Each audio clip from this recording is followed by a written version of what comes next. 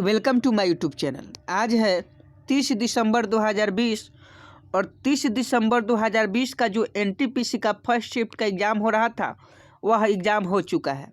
और हर दिन की तरह हमारे पास कुछ जीके, जीएस और कंप्यूटर के जितने भी प्रश्न आपके एग्ज़ाम में पूछे गए थे उतने प्रश्न हमारे पास आ भी चुके हैं।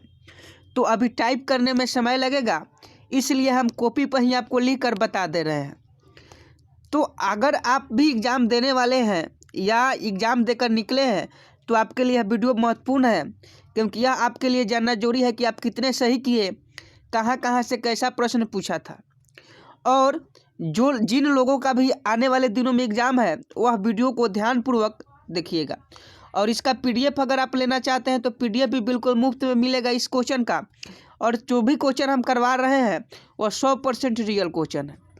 आज के एग्जाम में पूछा था कि आरबीसी का निर्माण कहाँ होता है, तो आरबीसी का निर्माण अस्थि मज्जा में होता है। यह क्वेश्चन हमने करवाया था कि आरबीसी का निर्माण जो है वह अस्थि मज्जा में होता है। और तो इसका राइट आंसर अस्थि मज्जा हो जाएगा। जिस भी ऑप्शन में आपका अस्थि मज्जा था वह सही आंसर हो जाता है। एक नदी से क्वेश्चन था कि उज्जैन किस नदी के किनारे है, तो उज्जैन किस नदी के किनारे बसा हुआ है, तो शिप्रा नदी के किनारे उज्जैन शहर बसा हुआ है। तो शिप्रा विल भी राइट आंसर हो जाएगा, क्योंकि उज्जैन शहर किस नदी के किनारे बसा है, तो शिप्रा नदी के किनारे बसा है। कल और आज से यही हमें मिलता है कि नदी के सटे बसे हुए शहरों से क्वेश्चन आ रहा है। क्योंकि 28 तारीख को पूछा था कि सूरत किस नदी के किनारे बसा है, तो ताप्ती नदी के। और आज पूछा है कि उज्जैन किस नदी के किनारे बसा है, तो शिप्रा नदी के किनारे बसा हुआ है। साइंस का एक क्वेश्चन पूछा था कि गोबर में मुख्य रूप से क्या पाया जाता है। गोबर में मुख्य रूप से क्या पाया जाता है, तो गोबर में मुख्य रूप से मीथेन पाया जाता है, जिसका सूत्र CH4 होता है। आपको मालूम होगा कि गोबर में मुख्य रूप से मीथेन गैस पाया जाता है, तो इसका राइट आंसर मीथेन हो जाता। ABCD में से जो भी ऑप्शन में मीथेन था वह आपका सही हो जाता। अगला क्वेश्चन आपके एग्जाम में पूछा था कि भारत की सबसे बड़ी जनजाति कौन सी है, तो भारत की सबसे बड़ी जनजाति गोंड जनजाति है। यह भारत में सर्वाधिक सबसे बड़ी जनजाति है। तो इसका नाम क्या है, इस जनजाति का नाम क्या है, तो गोंड इस जनजाति का नाम है। तो गोंड इसका राइट आंसर हो जाएगा। अगर आपको वीडियो पसंद आ रही हो तो वीडियो को ज़्यादा से ज़्यादा लाइक करें, क्योंकि यह 100% रियल क्वेश्चन है जो आज आपके एग्जाम में पूछा गया था। और इसमें सभी क्वेश्चन शामिल है, जीके और जीएस के सभी क्वेश्चन।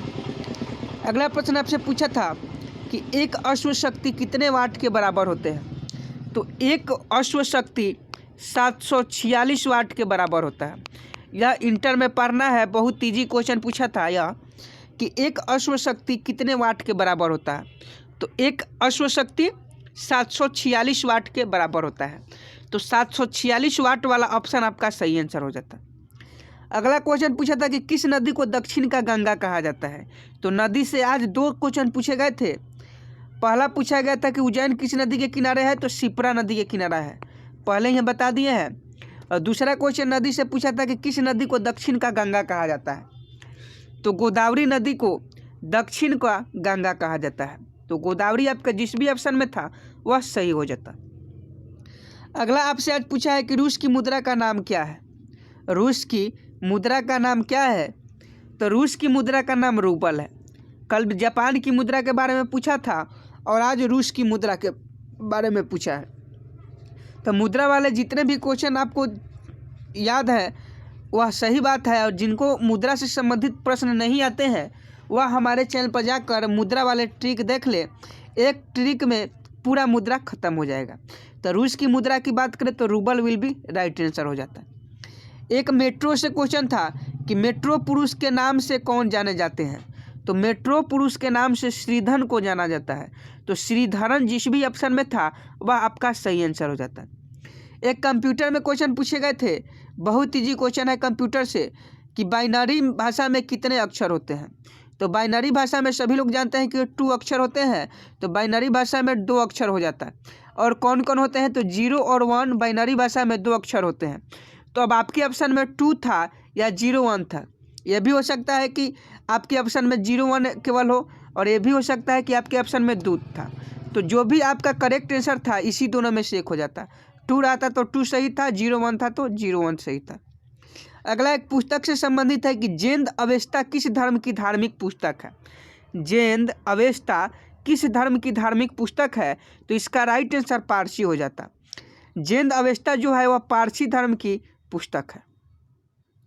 अगला पूछा था कि शुष्क सेल में क्या होता है। 11 नंबर प्रश्न पूछा था कि शुष्क सेल में क्या होता है, तो शुष्क सेल में NaCl पाया जाता है।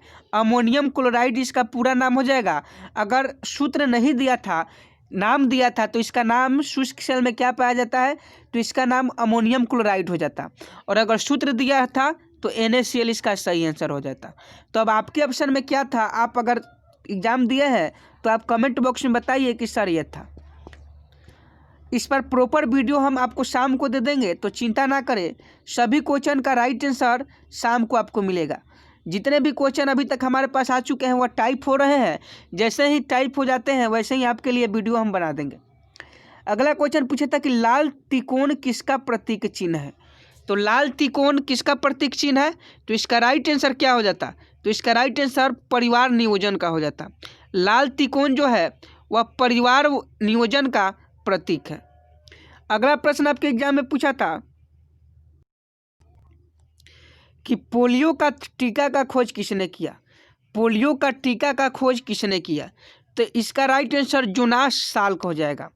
पोलियो के टीका का खोज किसने किया था, तो जोनास साल्क ने किया था। तो यह जिस भी आपके ऑप्शन में था वो आपका सही हो जाता। अगला पूछा इंटरनेट द्वारा संदेश भेजना क्या कहलाता है। तो अगर आप इंटरनेट के माध्यम से कोई संदेश एक जगह से दूसरे जगह भेजते हैं तो क्या कहलाता है, तो ईमेल कहा जाता है। ईमेल कहा जाता है। ईमेल का नाम सभी कोई सुने हैं। यह कंप्यूटर से रिलेटेड क्वेश्चन था जो आज के आपके एग्जाम में पूछा गया था कि इंटरनेट द्वारा संदेश भेजने को क्या कहा जाता है, तो ईमेल कहा जाता है। ईमेल जिस भी आपके ऑप्शन में था वह सही हो जाता। तो अभी तक हमारे पास लगभग इतने ही क्वेश्चन आ पाए हैं। अगर कोई क्वेश्चन छूट रहा है या कोई क्वेश्चन आपको याद हो तो प्लीज़ आप हमें कमेंट बॉक्स में बताइए या हमारे टेलीग्राम चैनल से जुड़कर वहाँ बताइए। और जितने भी क्वेश्चन हमारे पास आए हैं और आ रहे हैं उसका PDF अगर आप पाना चाहते हैं तो आप इस चैनल को सब्सक्राइब कर लीजिए। चैनल को सब्सक्राइब कर आप कमेंट बॉक्स में PDF लिखिए। इससे आपको फ़ायदा यह होगा कि आपको केवल इसका PDF मिल जाएगा। और जैसे ही आप चैनल को सब्सक्राइब कीजिएगा और कमेंट बॉक्स में PDF लिखिएगा, नोटिफिकेशन हमारे पास आएगा। और नोटिफिकेशन आने के बाद जिसका PDF का लिंक है, जितने भी क्वेश्चन 40 क्वेश्चन का जो PDF हम बनाएंगे, अभी बनाए नहीं है लेकिन बनाएंगे टाइप होने के बाद, तो उस PDF आपको बिल्कुल मुफ्त में मिल जाएगा। तो आप आसानी से मिला सकते हैं कि 40 क्वेश्चन में से आपका कितना सही था। उम्मीद करता हूँ अभी आपको वीडियो पसंद आया होगा। जो लोग अभी तक लाइक नहीं किए हैं वो प्लीज़ लाइक कर दें। मिलते हैं पूरा क्वेश्चन एनालिसिस लेकर, तब तक के लिए जय हिंद जय भारत।